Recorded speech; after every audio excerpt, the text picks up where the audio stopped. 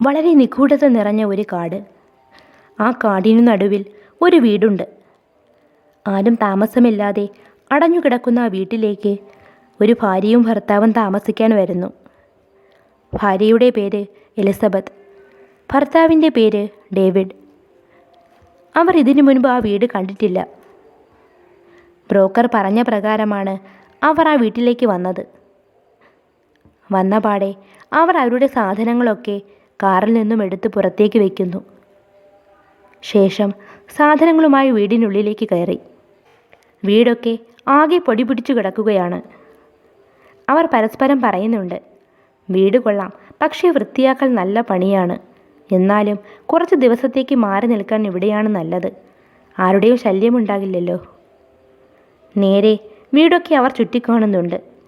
ശേഷം ഓരോന്നോരോന്നായി അടുക്കിയും പെറുക്കിയും തുടച്ചും അവർ വൃത്തിയാക്കൽ ആരംഭിച്ചു. രാവിലെ തുടങ്ങിയ ജോലി വൈകുന്നേരം വരെ തുടർന്നു. ശേഷം അവരുടെ സാധനങ്ങൾ അടുക്കി വെച്ചു. ആഹാരമൊക്കെ ഇരുവരും പാചകം ചെയ്ത് കഴിക്കുന്നുണ്ട്. അല്പസമയം പുറത്തെ കാഴ്ചകൾ കാണാൻ ചെറിയൊരു തീക്കൂനയുണ്ടാക്കി അതിനരികിലേക്കിരുന്നു. ഓരോരോ കാര്യങ്ങൾ അവർ പറയുന്നുണ്ട്. കുറച്ചു വർഷമായി അവരുടെ കുഞ്ഞു മരിച്ചിട്ട്. അതിൻ്റെ വിഷമത്തിൽ നിന്നും ഒരു മോചനത്തിനായി ദൂരെ എവിടെയെങ്കിലും കുറച്ച് ദിവസം താമസിക്കാനായിട്ടാണ് അവരിവിടേക്ക് വന്നത്. കുഞ്ഞിൻ്റെ കാര്യങ്ങൾ എലിസബത്ത് പറയുന്നുണ്ട്. ശേഷം അതൊക്കെ ഓർത്ത് അവൾ കരയുവാൻ തുടങ്ങി. ഡേവിഡ് അവളെ ആശ്വസിപ്പിച്ചു. പഴയതൊക്കെ ഓർക്കാനാണോ നീ ഇവിടേക്ക് വന്നത്? എലിസബത്തിനെ അവൻ ശകാരിക്കുന്നുണ്ട്. ഇരുവരും പിന്നീട് ആ വീടിനെ പറ്റി പറയാൻ തുടങ്ങി. ഡേവിഡ് പറഞ്ഞു, ആദ്യം കണ്ടപ്പോൾ ഒരു ഭയം തോന്നി, ഇത്രയും ഉൾക്കാടിനു നടുവിലായതുകൊണ്ട്. പിന്നെ ചെറിയ ഒരു മടിയും തോന്നി. എന്നിരുന്നാലും നമ്മുടെ സാഹചര്യത്തെക്കുറിച്ച് ഓർക്കുമ്പോൾ ഇങ്ങനെ ഒരിടമാണ് നല്ലത്. ആരുടെയും ശല്യമില്ലാതെ കുറച്ചുനാൾ താമസിക്കണം. നിനക്കിഷ്ടമായില്ലേ എലിസബത്ത് എന്ന് ഡേവിഡ് ചോദിച്ചു. വീടൊക്കെ ഒന്ന് വൃത്തിയാക്കിയപ്പോൾ കൊള്ളാം. പിന്നെ ഡേവിഡ് ഉള്ളതുകൊണ്ട് എനിക്ക് എവിടെയായാലും ഓക്കെയാണ്. അങ്ങനെ ഓരോന്നും അവർ പരസ്പരം പറഞ്ഞിരുന്നു. ആ രാത്രി ഇരുട്ടി വെളുത്തു. നേരം പുലർന്നു. കാടിൻ്റെ പച്ചപ്പും മനോഹാരിതയും പ്രഭാതത്തിൻ്റെ കിരണങ്ങളിലൂടെ ഡേവിഡും എലിസബത്തും ആസ്വദിച്ചു. ഡേവിഡ് കുറച്ച് സാധനങ്ങൾ വാങ്ങാൻ രാവിലെ തന്നെ അവിടെ നിന്നും പുറപ്പെടുന്നുണ്ട്. കുറച്ച് യാത്ര ചെയ്താൽ മാത്രമേ റോഡിലേക്ക് ഇറങ്ങാൻ കഴിയൂ. ഡേവിഡിനെ യാത്രയാക്കി എലിസബത്ത് ഉള്ളിലേക്ക് കയറി. കുറച്ചു നേരം അവൾ തൻ്റെ ലാപ്ടോപ്പ് നോക്കിയിരുന്നു. അപ്പോഴാണ് എവിടെ നിന്ന് ഒരാൾ കരയുന്ന ശബ്ദം അവൾ കേട്ടത്. ആദ്യം അവൾക്ക് തോന്നിയതാണെന്ന് കരുതി കാര്യമാക്കിയില്ല. വീണ്ടും ആരോ കരയുന്ന ശബ്ദം കേട്ട് അവൾ തൻ്റെ ലാപ്ടോപ്പ് അടച്ചു വെച്ച് പുറത്തേക്കിറങ്ങി നോക്കി. ആരെയും കാണുന്നില്ല. വീടിന് ചുറ്റും അവൾ നടന്നു. ആരെയും കാണുന്നില്ല. വീണ്ടും എലിസബത്ത് അകത്തു കയറി. അവൾക്ക് ചെറിയൊരു ഭയം തോന്നി. വേഗം അവൾ ഫോണെടുത്ത് ഡേവിഡിനെ വിളിച്ചു. കോള് പോകുന്നില്ല. കാട്ടിലൂടെ വണ്ടി ഓടിക്കുകയായിരുന്നു ഡേവിഡ്. അവന് കോള് കിട്ടുന്നില്ല. വീണ്ടും അവൾ തൻ്റെ ലാപ്ടോപ്പ് തുറന്നു. പെട്ടെന്ന് വീണ്ടും ആരോ കരയുന്ന ശബ്ദം. അവൾ ചോദിച്ചു, ആരാ കരയുന്നത്? കരയുന്നതിൻ്റെ ശബ്ദം കൂടിക്കൂടി വന്നു. എലിസബത്ത് ആകെ പേടിച്ച് വിറച്ച് പുറത്തേക്കോടി. കുറച്ചു ദൂരെ ഒരു സ്ത്രീരൂപം നിൽക്കുന്നത് പോലെ അവൾക്ക് തോന്നി. അവൾ കുറച്ചു മുന്നോട്ട് പോയി നോക്കി. കറുത്ത വസ്ത്രം ധരിച്ച ഒരു സ്ത്രീ കാടിനു നടുവിൽ നിൽക്കുന്നു. ആ നിൽപ്പ് കണ്ട് അവൾ പേടിച്ച് വിറച്ച് വീടിനുള്ളിലേക്ക് കയറി. പെട്ടെന്ന് കതകടച്ചു. ജനാലയിലൂടെ പുറത്തേക്ക് നോക്കി. ആ രൂപം അവളെ തന്നെ നോക്കി നിൽക്കുന്നു. എലിസബത്ത് ഭയം കൊണ്ട് ഉറക്കെ ചോദിച്ചു, ആരാ? എന്തെങ്കിലും സഹായം വേണോ? എന്തിനാ അവിടെ തന്നെ നിൽക്കുന്നേ? ആ സ്ത്രീരൂപം അനങ്ങുന്നില്ല. പതിയെ മരത്തിനു പിറകിൽ മറയാൻ തുടങ്ങി.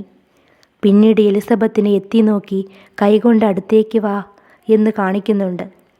അവൾ പേടിച്ച് വിറച്ച് വീണ്ടും ഡേവിഡിനെ വിളിക്കുന്നുണ്ട്. ഇത്തവണ ഡേവിഡ് കോളെടുത്തു. എലിസബത്ത് പറയാൻ ശ്രമിക്കുന്നുണ്ട്. അവളുടെ വായിൽ നിന്നും ശബ്ദം പുറത്തേക്ക് വരുന്നില്ല. അവൾ എത്ര ശ്രമിച്ചിട്ടും ഒരു വാക്കുപോലും പറയാൻ കഴിയുന്നില്ല. ഡേവിഡ് അറിയാതെ കോള് വന്നതാകുമെന്ന് കരുതി കോള് കട്ട് ചെയ്തു. എലിസബത്ത് ആകെ പരിഭ്രാന്തയായി. വീണ്ടും അവൾ ജനാലയിലൂടെ നോക്കി. ആ സ്ത്രീരൂപം അവളുടെ അടുത്തേക്ക് വരുന്നു. എന്ത് ചെയ്യണമെന്നറിയാതെ അവൾ എല്ലാ വാതിലുകളും ജനാലകളും അടച്ചു. അടുക്കളയിൽ നിന്നും കത്തിയെടുത്ത് കയ്യിൽ പിടിച്ചു. വീണ്ടും ജനാലയിലൂടെ പുറത്തേക്ക് നോക്കി. ഇത്തവണ ആ കറുത്ത സ്ത്രീരൂപം അവളുടെ മുന്നിൽ വന്നു നിന്നു. ആ രൂപം കണ്ട് അവൾ അലറി വിളിച്ചു. മുഖമാകെ വികൃതമായ ആ സ്ത്രീരൂപത്തെ കണ്ട് അവൾ ഭയം കൊണ്ട് ബോധം കെട്ട് വീണു. കുറച്ചു സമയം കഴിഞ്ഞ് ഡേവിഡ് തിരിച്ചെത്തി. കതകിൽ ഒരുപാട് തവണ അവൻ മുട്ടുന്നുണ്ട്. തുറക്കാത്തതുകണ്ട് ജനാലയിലൂടെ നോക്കിയപ്പോൾ എലിസബത്ത് ബോധരഹിതയായി കിടക്കുന്നു. അവൻ പെട്ടെന്ന് കതക് ചവിട്ടി തുറന്നു. അകത്തേക്ക് കയറി.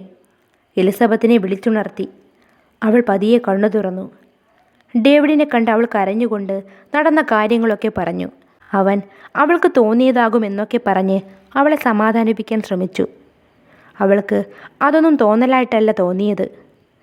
താൻ ശരിക്കും കണ്ടു എന്നൊക്കെ പറഞ്ഞ് അവൾ പേടിച്ചു വിറയ്ക്കാൻ തുടങ്ങി. അവളെ ആശ്വസിപ്പിച്ച് അവൻ അകത്തേക്ക് കൊണ്ടുപോയി. നീ കുറച്ചുനേരം വിശ്രമിക്ക്, എല്ലാം ശരിയാകും എന്നു പറഞ്ഞവൻ അവളുടെ അരികിൽ തന്നെ ഇരുന്നു. ആ ദിവസം കടന്നുപോയി. പിറ്റേന്ന് രാവിലെ തന്നെ ഡേവിഡ് പുറത്തേക്കിറങ്ങിയിരിക്കുന്നുണ്ട്. എലിസബത്ത് ചായയുമായി പുറത്തേക്ക് വന്നു. ഇരുവരും അവിടെ ഇരുന്ന് ചായ കുടിക്കുന്നതിനിടയിൽ വീണ്ടും ആ കരച്ചിൽ. ഇത്തവണ ഡേവിഡാണ് ആ കരച്ചിൽ കേട്ടത്. ആരാണത്? ഒരു സ്ത്രീയുടെ കരച്ചിൽ കേട്ട് അവർ ചാടി എണീറ്റു. എലിസബത്ത് പേടിച്ചു വിറച്ചു. അത് വീണ്ടും വന്നു ഡേവിഡ്, എനിക്ക് പേടിയാകുന്നു. എലിസബത്ത് പേടിച്ചു വിറച്ച് ഡേവിഡിൻ്റെ അടുത്ത് ചേർന്നു നിന്നു. പതിവ് പോലെ ആ കരച്ചിലിൻ്റെ ശബ്ദം കൂടിക്കൂടി വന്നു. അവർ ഭയന്ന് വിറച്ചു. കാടിനു നടുവിൽ വീണ്ടും ആ കറുത്ത രൂപം. ആ സ്ത്രീയെ കണ്ട് ഇരുവരും ഭയന്നു. മുഖം വികൃതമാണ്. കണ്ടാൽ തന്നെ ഭയം തോന്നുന്ന രൂപം. അവർ ഓടി അകത്തേക്ക് കയറി കതകടച്ചു. ജനാലയിലൂടെ പുറത്തേക്ക് നോക്കി. ആ രൂപം അവിടെ നിന്ന് മുന്നിലേക്ക് വരുന്നു. എലിസബത്ത് കരയാൻ തുടങ്ങി. എന്തു ചെയ്യും? എനിക്ക് പേടിയാകുന്നു. നമുക്കിവിടെ നിന്നും പോകാൻ ഡേവിഡ്. അവൾ കരഞ്ഞുകൊണ്ട് എന്തൊക്കെയോ പറയുന്നുണ്ട്. ഡേവിഡ് ഫോൺ എടുത്ത് ബ്രോക്കറിനെ വിളിക്കാൻ ശ്രമിച്ചു. കോള് പോകുന്നില്ല. വീണ്ടും ജനാലയിലൂടെ നോക്കി. ആ രൂപത്തെ കാണുന്നില്ല. അവർ വേഗം വാതിൽ തുറന്ന് പുറത്തേക്കിറങ്ങി. ഇരുവരും കാറിൽ കയറി. കാറെടുക്കാൻ കഴിയുന്നില്ല. പെട്ടെന്നതാ ആ രൂപം കാറിൻ്റെ പിൻസീറ്റിലിരിക്കുന്നു. ഡേവിഡും എലിസബത്തും നിലവിളിച്ചു. ഇറങ്ങി ഓടാൻ ശ്രമിക്കവേ ഡേവിഡിൻ്റെ കഴുത്തിൽ പിടിച്ചു മുറുക്കി. അവൻ്റെ ശ്വാസം മുട്ടുന്നുണ്ട്. എലിസബത്ത് എന്തു ചെയ്യണമെന്നറിയാതെ അലറിക്കരയുന്നു. ഒരുവിധം അവൻ പിടിവിട്ട് പുറത്തേക്കിറങ്ങി ഓടി. ഇരുവരും കാട്ടിലൂടെ ഓടാൻ തുടങ്ങി. പിന്നാലെ വരുന്നുണ്ട് ആ കറുത്ത രൂപം. അവർ ജീവനും കൊണ്ട് ഓടി. ഓടിത്തളർന്ന് ഒരു മരത്തിൽ പിടിച്ചു നിന്നു. ആ രൂപത്തെ കാണുന്നില്ല. എലിസബത്തിന് വല്ലാത്ത ദാഹം തോന്നി. കുറച്ചു കഴിഞ്ഞാൽ റോഡിലേക്കെത്തും. അവിടെ നിന്നും ആരുടെയെങ്കിലും സഹായം ചോദിക്കാം. അതുവരെ നീ ഒന്ന് പിടിച്ചു നിൽക്കണം, ഡേവിഡ് എലിസബത്തിനോട് പറഞ്ഞു. അവൾ സർവ്വശക്തിയുമെടുത്ത് ഓടാൻ തുടങ്ങവേ അവൾക്ക് മുന്നിൽ അതാ നിൽക്കുന്നു ആ സ്ത്രീരൂപം. അവർക്ക് ഓടാൻ കഴിഞ്ഞില്ല. അത് അടുത്തേക്ക് വന്നു. ഡേവിഡിനെ അടിച്ചു വീഴ്ത്തി. എലിസബത്തിൻ്റെ കഴുത്തിൽ പിടിച്ചു മുറുക്കി. അവൾക്ക് അനങ്ങാൻ കഴിയുന്നില്ല.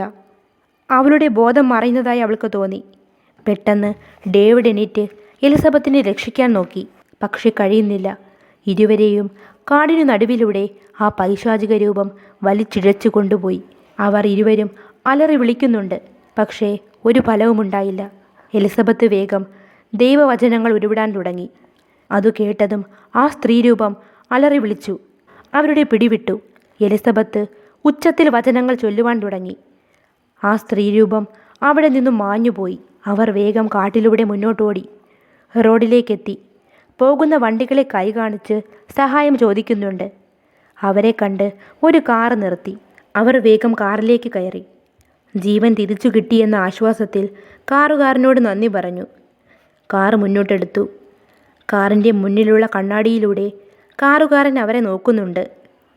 എലിസബത്ത് കണ്ണാടിയിൽ നോക്കി. അവൾ ഭയന്നു വിറച്ചു. കാർ ഓടിക്കുന്നത് മറ്റാരുമല്ല, ആ സ്ത്രീരൂപമായിരുന്നു. കണ്ണാടിയിലൂടെ മാത്രമേ അവൾക്ക് ആ രൂപത്തെ കാണാൻ കഴിയുന്നുണ്ടായിരുന്നുള്ളൂ. ഡേവിഡ് ഇതൊന്നും അറിയാതെ ജീവൻ തിരിച്ചു കിട്ടിയ സമാധാനത്തിലിരിക്കുന്നു. എലിസബത്ത് പേടിച്ചു വിറയ്ക്കുന്നത് കണ്ടവൻ കണ്ണാടിയിലേക്ക് നോക്കി. പ്രേതം മെല്ലെ അവരെ നോക്കി ചിരിക്കുന്നുണ്ട്. അതുകണ്ട് അവർ അലറി വിളിച്ചു. അവരെയും കൂട്ടി വീണ്ടും ആ കാറ് ആ കാടിന് നടുവിലേക്ക് യാത്രയായി.